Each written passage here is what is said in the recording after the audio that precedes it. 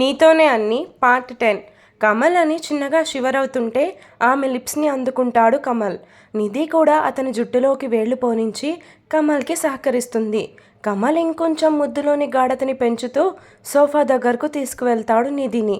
నెమ్మదిగా ఆమెని దాని మీదకు బెండ్ చేసి హార్డ్గా కిస్ చేయడం స్టార్ట్ చేస్తాడు. ఆ ముద్దుని తట్టుకోలేక కమల్ని కొడుతుంది వదులు అని.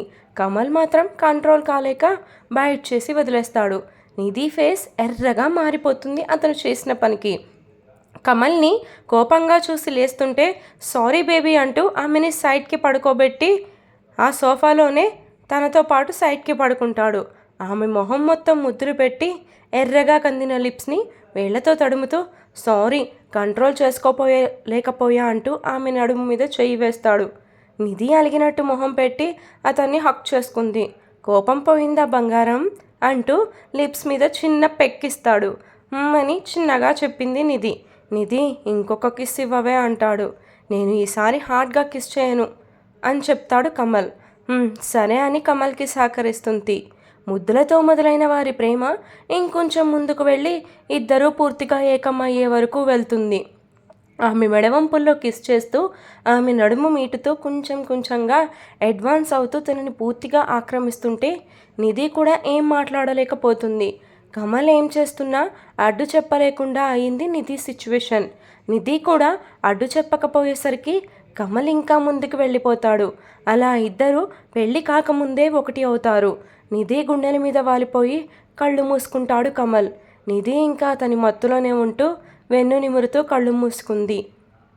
శివాని లిప్స్ అందుకోవడం కోసం ముందుకు వస్తున్న నిషాంత్ని కోపంగా చూసి వెనక్కి నెట్టేస్తుంది. శివాని నెట్టగానే స్పృహలోకి వచ్చి ఏమైంది అంటాడు. మీరు బాధ్యత గల పొజిషన్లో ఉన్నారు, స్టాఫ్తో ఎలా ఉండాలో తెలుసుకోండి అని కోపంగా చెప్పి వెళ్ళిపోతుంది శివాని. ఎంత ధైర్యం ఈ నిశాంత్కి, మాట్లాడితే నన్ను టచ్ చేయాలని కిస్ చేయాలని చూస్తున్నాడు. మళ్ళీ సూటిపోటి మాటలతో నన్ను నిందిస్తూ తప్పు చేసిన దానిలా అందరి ముందు అవమానిస్తున్నాడు. ప్రేమించాడు, మళ్ళీ అతనే వద్దన్నాడు. దూరంగా ఉండొచ్చుగా, ఎందుకు నా ఎమోషన్స్తో ఆడుకుంటున్నాడని ఏడుస్తుంది. ఏడుస్తూ చైర్మన్ సార్ రూమ్ నుండి బయటకు వస్తుంటే లోహిత భయంగా శివాని దగ్గరకు వెళ్ళి ఏమైంది అని అడుగుతుంది. ఏం లేదు లోహి, అంతా నా దరిద్రం, ఎప్పుడూ అన్నీ రివర్స్లోనే అవుతూనే ఉంటాయి, చివరికి నేనే దోషిని అవుతాను అందరి ముందు అని ఏడ్ చేస్తుంది శివాని. ఓయ్ ఏమైందో సరిగ్గా చెప్పు, ఈ ఏడుపు దేనికి? ఏం లేదులే అంటుంది. ఏం లేకుండా నువ్వు ఏడవు కానీ విషయం ఏంటో చెప్పు శివాని. ఏం లేదు, ఆ ప్రభాకర్ గురించి నిజం చెప్పాలని చూస్తే మళ్ళీ రివర్స్ అయింది. అబ్బా నువ్వు ఇంకా గోలని వదలలేదా శివాని? వదలను, ఎన్ని అవమానాలు పడైనా సరే వాడి నిజస్వరూపం అందరికీ తెలిసేలా చేస్తా అని కోపంగా తన క్లాస్కి వెళ్తుంది శివాని. ఏమైంది ఈ పిల్లకి, పిచ్చిగా వాగుతుంది అని వెళ్తున్న శివానీనే చూస్తుంది లోహిత. శివాని వెళ్ళగానే చికాకుగా చైర్లో సిట్ అవుతాడు నిశాంత్. నాకేమవుతుంది అసలు, ఆ శివానీని చూస్తే ఎందుకు నా చెయ్యి కంట్రోల్లో ఉండడం లేదు అని తన మైండ్కి స్ట్రెస్ ఎక్కువగా ఇచ్చేస్తున్నాడు. ఉన్న స్ట్రెస్ చాలదు అన్నట్టు ఇంకా పెంచడానికి రీతు నుండి కాల్ వస్తుంది. శివాని ఆలోచనల నుండి తప్పించుకోవాలని నేమ్ చూసుకోకుండానే కాల్ లిఫ్ట్ చేసి హలో అంటాడు నిశాంత్. హలో ఏంటి రీతు అనలేవా అని అటువైపు నుండి వాయిస్ రైజ్ చేస్తుంది ఆ అమ్మాయి. ఏదో ఆలోచనలో కాల్ లిఫ్ట్ చేశా, అసలు కాల్ చేసింది నువ్వని తెలిస్తే ఆన్సరే ఇవ్వకపోయేవాడిని అనుకున్నాడు నిశాంత్. ఎందుకు కాల్ చేసావో చెప్పు అంటాడు. మిస్టర్ నిశాంత్, నా గురించి ఏమనుకుంటున్నావు? మినిమం రెస్పెక్ట్ కూడా ఇవ్వవేంటి అంది రీతు. నేను ఇవ్వడం లేదని తెలిసినా ఎందుకు నన్ను పట్టుకొని వేలాడుతున్నావు అని ఫైర్ అవుతాడు. వేగి అన్నావంటే రా అని పిలుస్తాను, జాగ్రత్త. నువ్వు పిలిస్తే నేను ఊరుకుంటా అనుకున్నావా? తాట తీస్తా అంటాడు నిశాంత్. నిశాంత్ నాతో మాట్లాడేటప్పుడు నోరు అదుపులో పెట్టుకొని కోపంగా కాల్ కట్ చేస్తుంది రీతు. దయ్యం వదిలింది, అమ్మయ్య అనుకున్నాడు రీతు కాల్ కట్ చేయగానే. అవును, ఈ అమ్మాయి ఎందుకు కాల్ చేసింది, మ్యాటర్ ఏంటో చెప్పలేదని మెసేజ్ చేస్తాడు నిశాంత్. ఎందుకు కాల్ చేశావు అని. రీతు ఆ మెసేజ్ చూసి వెంటనే నిశాంత్కి రిప్లై ఇస్తుంది. నేను ఫుల్ కోపంలో ఉన్నా, 1 గంట తర్వాత నాకు మెసేజ్ చేయని. నువ్వు మెసేజ్ చేసే మ్యాటర్ అంటూ తెలుసుకోలేదనుకో ఈ రీతుతో మామూలుగా ఉండదు, గుర్తుపెట్టుకో అని కోపంగా ఉన్న ఎమోజీస్ పెడుతుంది నిశాంత్కి. చూడడానికి ఎలా ఉన్నా ఆమె మాటలు మెసేజ్లు చిన్నపిల్లలా ఉండేసరికి నిశాంత్ ఫేస్లోకి స్మైల్ వస్తుంది. ఉఫ్, దీన్ని దారిలోకి తెచ్చుకోవడం ఈజీనే. ఏదో ఒకటి చేసి దీనితోనే మా నాన్నకి నాతో పెళ్ళి ఇష్టం లేదని చెప్పించాలనుకున్నాడు నిశాంత్. శివానితో మిస్బిహేవ్ చేయబోయినందుకు ఫీల్ అవుతూ మళ్ళీ ఆలోచనలలో పడతాడు. నిధికి గుండెల మీద బరువుగా అనిపించి లేవడానికి ట్రై చేస్తుంది. మత్తుగా పడుకొని ఉన్న కమల్ని చూసి ఏడ్చేస్తుంది. చిన్నగా మొదలైన కన్నీళ్లు వరదలై కమల్ని తడిపేస్తుంటే మేలుకుంటాడు.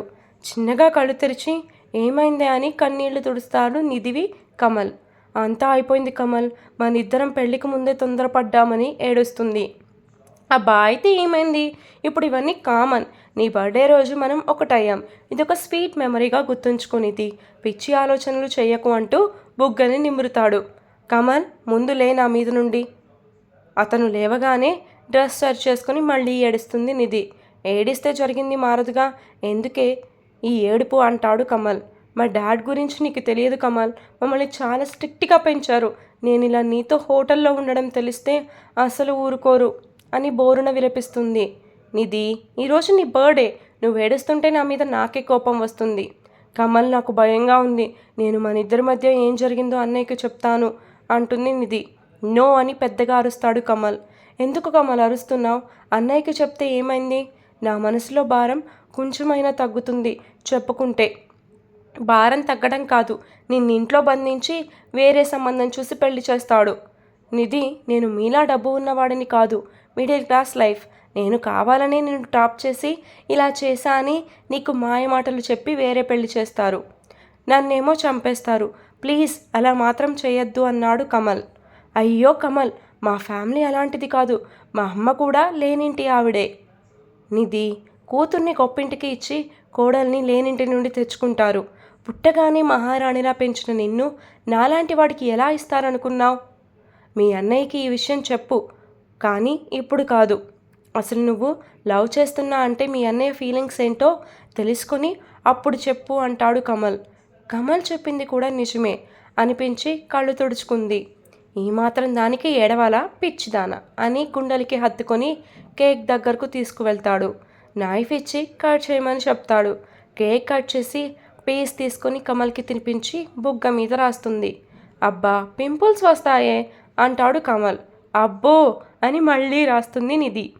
ఇలా కాదు నీ సంగతి చెప్తా అని నిధి ఫేస్ మొత్తం కేక్ రాస్తాడు. నిధి ఏడుపు మొహం పెట్టుకొని కమల్ని ఇష్టం వచ్చినట్టు తిట్టేస్తుంది. సారీ బేబీ, ఇప్పుడే క్లీన్ చేస్తా అని నాలికతో లిక్ చేస్తుంటాడు. ఆమె ఫేస్ మీద ఉన్న క్రీమ్ని పెదవులతో తీస్తుంటే మళ్ళీ ఇద్దరిలో కోరికలు రేగుతాయి. ఆల్రెడీ అంతా అయిపోయేసరికి ఈసారి కూడా హద్దులు దాటుతారు ఇద్దరు. రీతుకి చెప్పినట్టే మెసేజ్ చేస్తాడు నిశాంత్. నేను చెప్పినట్టే చేశావు, గుడ్ అని రిప్లై ఇస్తుంది రీతు. విషయం ఏంటో చెప్పు రీతు అన్నాడు నిశాంత్. నా ఫ్రెండ్ బ్యాచిలర్ పార్టీకి వెళ్ళాలి, రెడీగా ఉండు. నాకు కుదరదు, ఈరోజు చెల్లి బర్త్డే. ఓహో, నా విష్ కూడా కన్వే చేయి, ముందు చెప్తే గిఫ్ట్ కొనేదాన్నిగా. ఇట్స్ ఓకే బాయ్, నువ్వు వెళ్ళి ఎంజాయ్ చేయి. నిశాంత్, పార్టీ రేపు, ఈరోజు కాదు. ఈరోజు బర్త్డే పార్టీ ఎంజాయ్ చేయి, రేపు నాతో ఎంజాయ్ చేయొచ్చు అని ఫోన్ పెట్టేస్తుంది రీతు. ఇది ముందే చెప్పి ఉంటే బర్త్డే రేపని చెప్పేవాడినే అనుకున్నాడు నిశాంత్. జానికి కాల్ చేసి కాలేజ్కి వెళ్ళి నిధిని తీసుకురమ్మంటుంది. ఓకే మా అని చెప్పి నిధికి కాల్ చేస్తుంటాడు. కాల్ కలవకపోయేసరికి డైరెక్ట్గా కాలేజ్కి వెళ్తాడు పిక్ చేసుకోవడానికి. కాలేజ్ నుండి అందరూ బయటకు వస్తారు కానీ నిధి రాదు. ఎంతకీ రాకపోయేసరికి నిశాంతే లోపలికి వెళ్తాడు. నిధి ఫ్రెండ్ నిశాంత్ని గుర్తుపట్టి హాయ్ బ్రో అని పలకరిస్తుంది. నిధి గురించి అడగాలి అనుకున్నాడు ఆ అమ్మాయిని. నిధి అని నిశాంత్ అంటుంటే నీ సిస్టర్ కాలేజ్కి రాలేదేంటి బ్రో అని అడిగింది నిధి ఫ్రెండ్.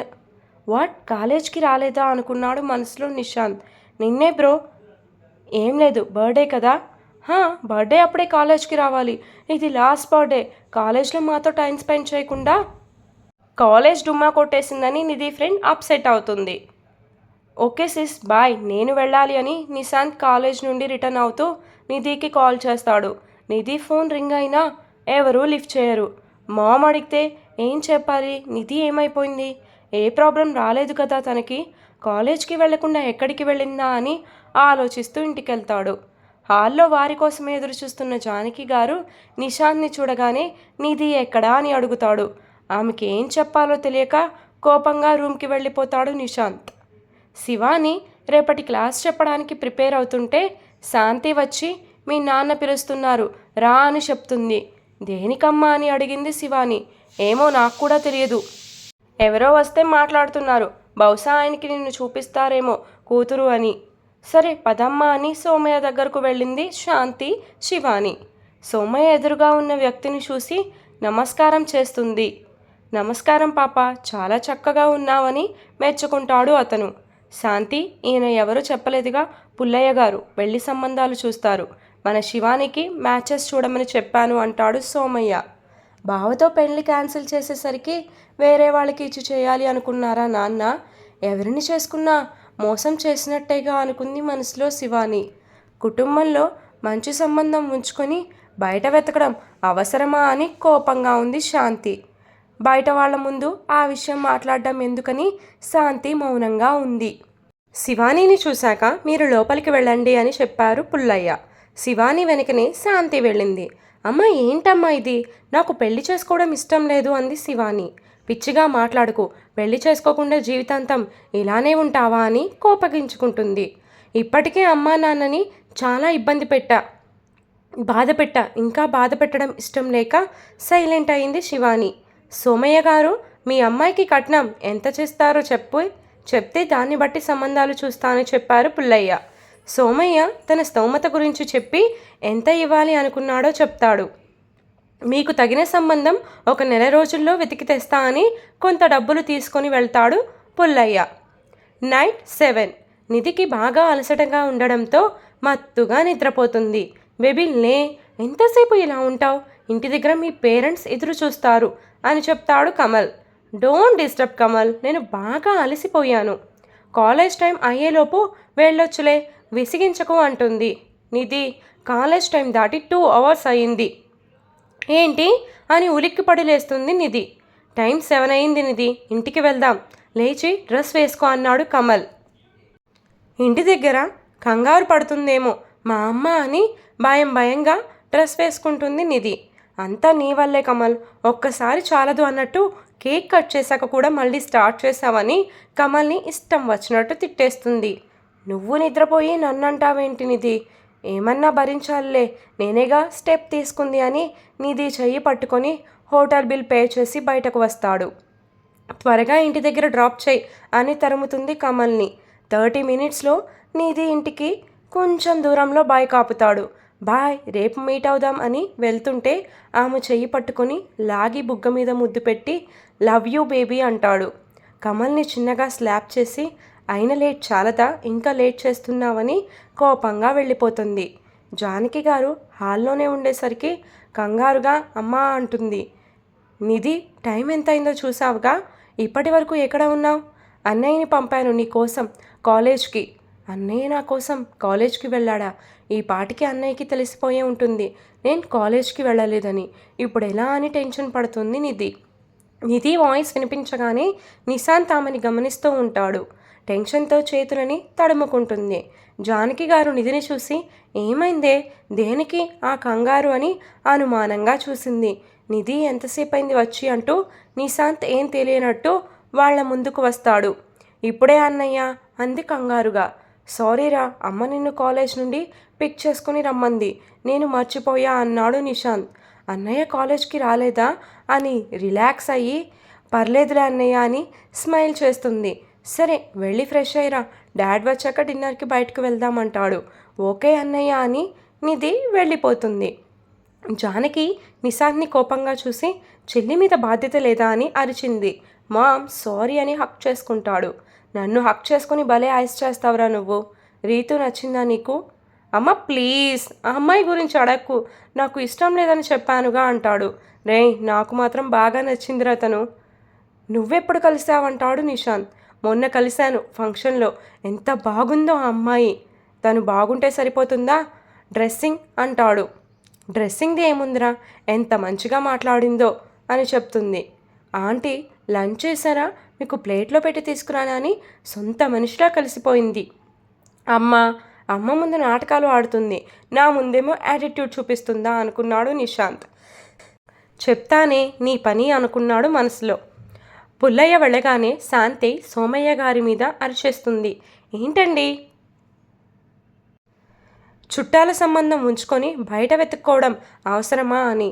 శాంతి, ఈ విషయంలో నువ్వు మాట్లాడకుండా ఉండడం మంచిదని వార్నింగ్ ఇస్తాడు శాంతికి సోమయ్య. మ్యాగీకి భోజనం తినిపిస్తూ కబుర్లు చెప్తుంది సౌమ్య. అమ్మ నాకు కూడా పెట్టని బన్ను నోరు తెరుస్తాడు. వదిన అని బాధగా మంజు వాళ్ళని హక్ చేసుకుంది. పిల్లల ముందు ఏంటిది మంజు? మ్యాగీ ఏడ్చేస్తుంది. మనం తర్వాత మాట్లాడుకుందాం. ఇంకా బావ నన్ను ఒప్పుకోడా అని బాగా ఏడుస్తూ ఉంటుంది మంజు. అత్త, మంజు దెయ్యంకి ఏమైంది? చిన్నపిల్లలా ఏడుస్తుంది ఏంటి? ఏమో నువ్వే కనుక్కో అని మూతి తుడిచి వాటర్ ఇస్తుంది మ్యాగీకి సౌమ్య. బావా మిమ్మల్ని చాలా మిస్ అవుతా అంటాడు శివ్. నువ్వు కూడా బెంగళూరు ట్రాన్స్ఫర్ అయ్యి అవు శివ్, అందరం కలిసి ఉండొచ్చు. లేదు బావా, ఈ ఇంట్లో నా వైఫ్ జ్ఞాపకాలు వదిలి ఎక్కడికి రాలేను. చెల్లి జాగ్రత్త, 2 days హాలిడేస్ ఇచ్చినా రావడం మాత్రం మర్చిపోవద్దు. అలానే శివ్, మరి నా చెల్లి గురించి ఏమి ఆలోచించవు? నరేష్ మంజు గురించి అడిగేసరికి షాక్ అవుతాడు శివ్. నాకు తెలియదనుకున్నావా శివ్? మంజు నిన్ను లవ్ చేస్తున్న విషయం సౌమ్యకి చెప్తుంటే విన్నాను. నీకు కూడా ఇష్టమైతే చెప్పు. బావా నువ్వు కూడా ఏంటి? తన ఏజ్ ఏంటి, నా ఏజ్ ఏంటి అంటాడు శివ్. అయినా సెకండ్ హ్యాండ్ని చేసుకోవాల్సిన అవసరం మంజుకి లేదు అంటాడు శివ్. తనకి నీ గురించి తెలిసే కదా శివ్ ఇష్టపడింది. నీ ఇష్టం, నేనేం బలవంతం చెయ్యను ఈ విషయం గురించి. నీకేమనిపిస్తే అదే చెయ్యి అంటాడు నరేష్. మంజు దెయ్యం, ఎందుకు ఏడుస్తున్నావే అని మ్యాగీ తన వెనకనే ఫాలో అవుతుంది. నా దగ్గరకు ఎందుకు వచ్చావు దెయ్యం? పో, నీకు నేనంటే ఇష్టం లేదా అని చిన్నపిల్ల దగ్గర చిన్నపిల్లలా అలుగుతుంది మంజు.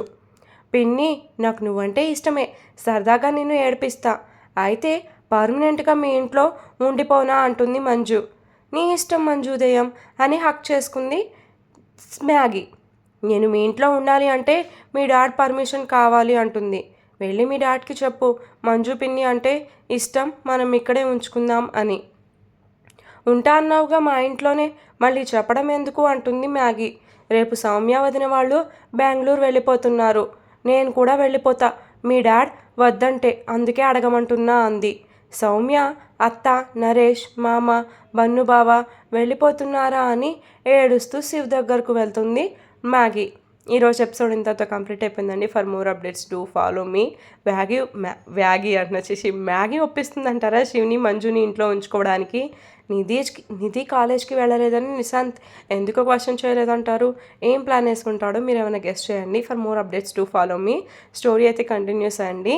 ఇంకా మీరు ఈ స్టోరీ గురించి ఏమనుకుంటున్నారో మీ ఒపీనియన్స్ అన్నీ కూడా కామెంట్ సెక్షన్లో కామెంట్ చేసేస్తే నేను చదివేస్తాను. Bye bye, love you all of you.